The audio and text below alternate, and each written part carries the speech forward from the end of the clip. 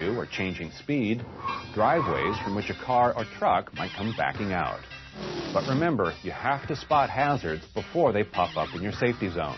That means using what's called minimum eye lead time to open up your scanning range. On city streets, you should be scanning 12 to 15 seconds ahead. That's about a city block. We'll have more on this later when we talk about safe following distances. At highway speeds, open it up to 20 or 30 seconds down the road. And whatever your speed, stay alert, because hazards can pop up anywhere. Okay, so let's review. We looked at the skills you need to avoid hazards at intersections. And we looked at the common sense skills you can use to avoid hazardous distractions.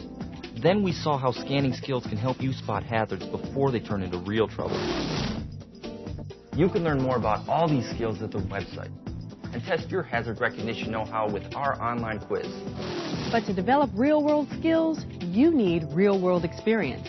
So plan to practice hazard recognition the next time you're on the road. That way, you won't be the one saying, "I never even saw it coming."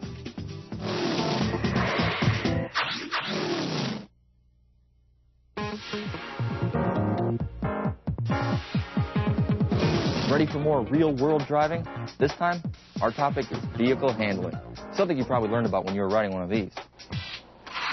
Remember learning how to keep your balance on a curve? How to keep from going over the handlebars when you hit the brakes? How to make adjustments when you switch from one bike size to another?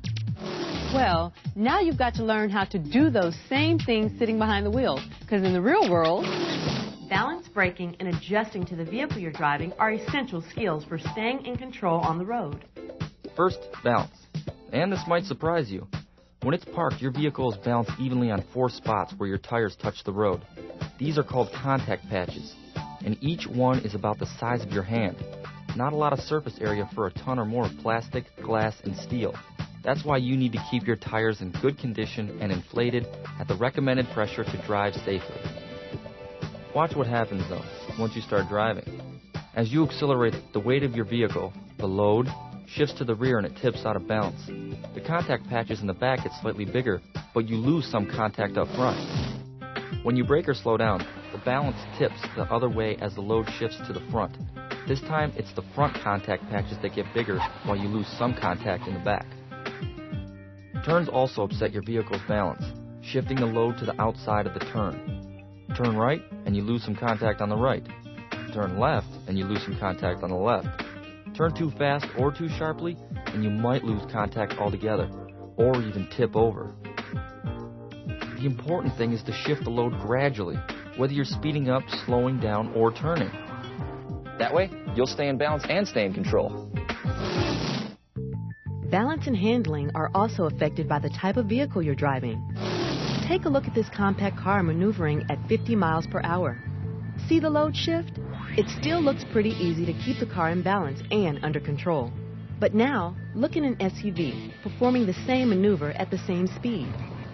You can see the same load shifts, but now there's more weight being shifted around, and it shifts more noticeably because of the vehicle's higher center of gravity. You have to drive more carefully to keep this vehicle in balance and under control. Hey, it's obvious. All vehicles are not created equal, and that's a good thing. We need different kinds of vehicles for all different things we do. But you have to adjust to the vehicle you're driving to stay in control. That means checking the owner's manual for safe way to pack cargo and learning how to handle your vehicle's size and weight. Size and weight make a big difference in braking, too. Watch what happens when a compact car and an SUV both hit the brakes at 60 miles per hour. The SUV travels much farther before it comes to a stop. That's because it's heavier. Same thing with a full-size passenger car or any vehicle with lots of weight. That's why you have to add extra space to your safety zone when you're driving a heavier vehicle on the highway. You know, even the type of brakes you have on your vehicle can affect handling. Some vehicles have conventional brakes, which depend entirely on the driver for their stopping power. The harder you press on the brake pedal, the more pressure you apply on the brakes. But today, many vehicles have anti-lock braking systems called ABS. These are computer-assisted brakes designed to help stop your vehicle as fast as possible in an emergency.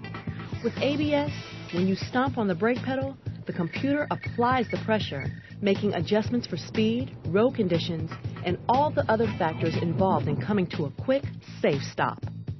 Check to find out which types of brakes you're driving.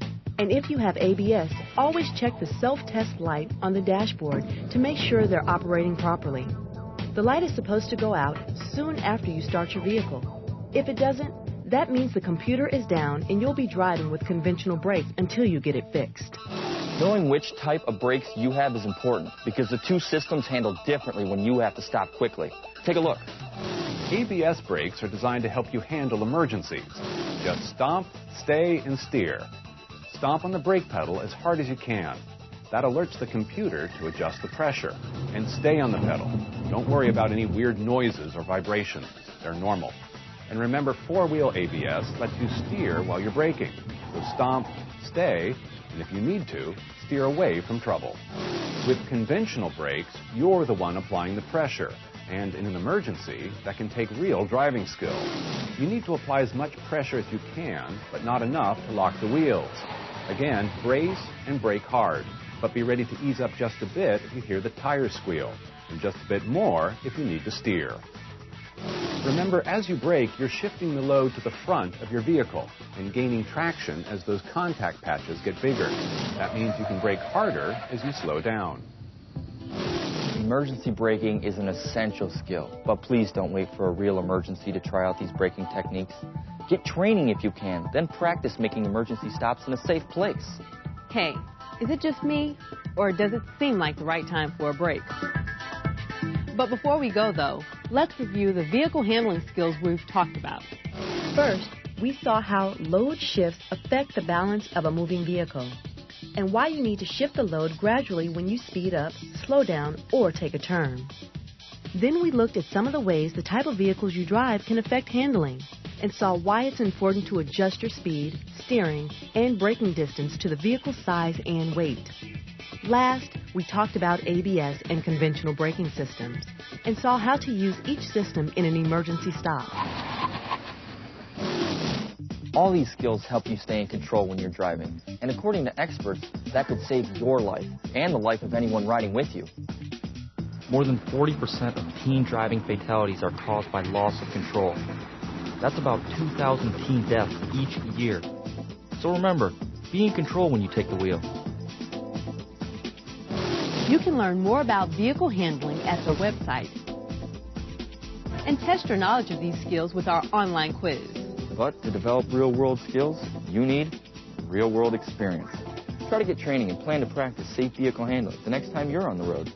We know you can handle it.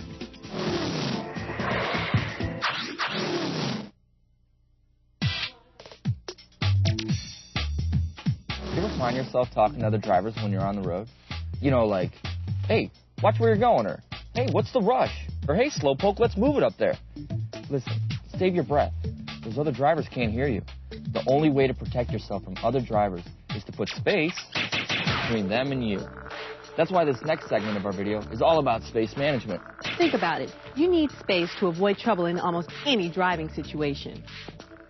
Space in front and behind when you hit the brakes or need to speed up.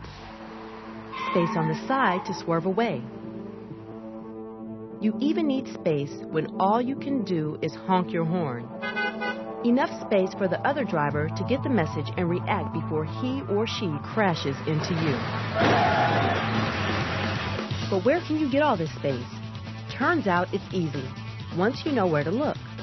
You can find driving space around you, ahead of you, and even behind you. First, look around you and make adjustments to maximize the space between you and the other vehicles on the road. Here's how. Suppose you're cruising down this busy highway with other drivers on all sides. It looks claustrophobic, but by adjusting your speed and position, you can stagger your vehicle in the traffic